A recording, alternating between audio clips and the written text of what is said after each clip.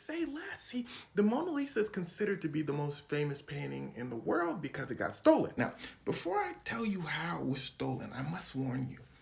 You about to hear about some of the stupidest decisions you've ever heard in your life in this story. Okay, check it. So this guy named Vincenzo worked at the Louvre, the French museum where the Mona Lisa is held. He worked as, listen closely, a person who cleans the paintings and made the protective cases for the paintings. He looking at the Mona Lisa one day and he decides, you know what, man, I'm gonna just take it. But see, Vincenzo had a problem. The Mona Lisa was still a very famous painting. People think it got famous because it got stolen. No, that is not true.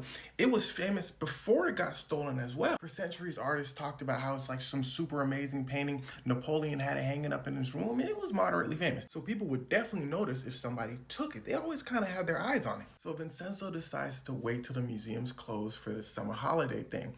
He waits. It's closed. He walks in. He said, "Ooh, Mona Lisa, you all mine." And what he does is he just takes it off the wall. Remember, he knows how the protective cases work. He just pulls it off the wall, covers it up with his jacket. He says, the perfect crime. He walks to the door. He tries to open it, and it's locked. He says, "Oh, I'm cooked. Let me try that again." Tries the door again. Locked. Someone says, "Hey, yo." He says, They said, "You need help with that door? It looked like you work here. I got you." Opens the door. Vincenzo says, "Appreciate you." Walks outside, takes off to his apartment. Now here's where things start to get pretty stupid. The next day, someone walks in and says, "Oh, that's not good." They call up the museum's director. Ring, ring. They said, "Sir, the Mona Lisa was stolen." The director said, "That's impossible," and hangs up. So the museum workers call the minister of art. He says, "I'm on vacation. Don't call me unless the Louvre is on fire." Hangs up. The museum workers finally call the police. The police chief says, "I'm gonna be right there." The police chief walks in and says, "This case finna be easy as hell. We know who all is here." It was a holiday, remember? Not too many people showed up. So the police chief calls in like 4 people, including the famous painter Pablo Picasso. He says, "Y'all are under arrest for stealing the Mona Lisa." Pablo and them said, "We ain't do it." The police chief checks the record. He said, "No, y'all was the only people there that day." The judge walks over to the chief and he says, "Did you investigate the workers?" The police chief said, "Oh, yeah." The judge tells the police officers to also pay special attention to the people that made the protective cases. The police say, "Gotcha." They ain't do it. They treat all the museum workers the exact same way, including Vincenzo. They call him in and ask him a few questions. But see, Vincenzo decides not to come in. They call him in again. He doesn't come in. So they go over to his house, knock on his door. Vincenzo quickly hides the Mona Lisa in one of his tables. He opens the door for the police. He says, "Come on in." They walk in, they say, "Hey, why ain't you been answering our calls, bro?" He said, "I just didn't get the call." They said, okay. He started looking around a little bit. Vincenzo said, "Oh, I ain't stealing Mona Lisa." Police said, "You sure?" He said, "No, I ain't do it." They said, "All right." They believed him. They leave. But suddenly, there's a break in the case. On the protective case that the Mona Lisa was held in, there's a fingerprint. Vincenzo's fingerprint. The police chief says, "I told y'all this finna be an open and shut case." They bring in all the workers, check their fingerprints. None of them matches. But see, none of them matched because they didn't call him Vincenzo. They forgot to add his list in the names of people to call. You understand what I'm saying? They matched everyone's fingerprints except for his. On top of that, he had been arrested before, so his fingerprints was in the system. All they had to do was match him. They forgot. And well, Vincenzo gets away with it. He quite literally keeps the Mona Lisa in his apartment for 2 years.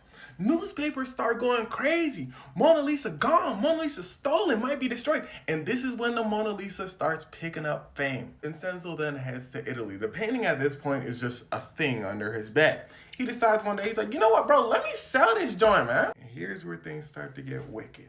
He calls up an art dealer. He says, "Hey, you want to buy the Mona Lisa?" The art dealer says, "What?"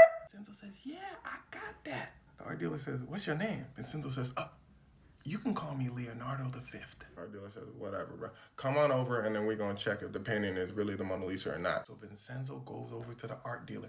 The art dealer brings someone in to authenticate the painting, see if it's really the Mona Lisa. They check it. It has a little stamp in the back. It's really the Mona Lisa.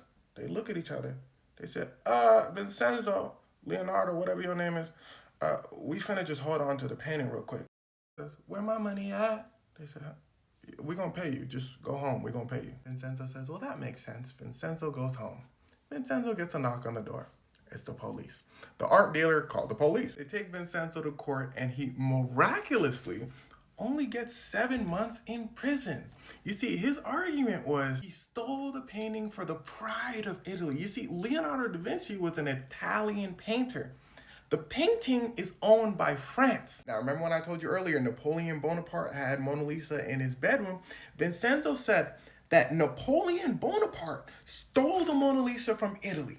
So Vincenzo was just returning it. Oh, well, Vincenzo should have downloaded TikTok, because in my last video, I explained that Leonardo da Vinci sold the Mona Lisa to his friend, the King of France. That's why France owns the Mona Lisa. They also found a letter that Vincenzo sent his dad saying, oh, we about to be rich. I just did something that's gonna make us rich. So it really sounds like Vincenzo just stole the Mona Lisa for the money. But listen closely, this trial was in Italy.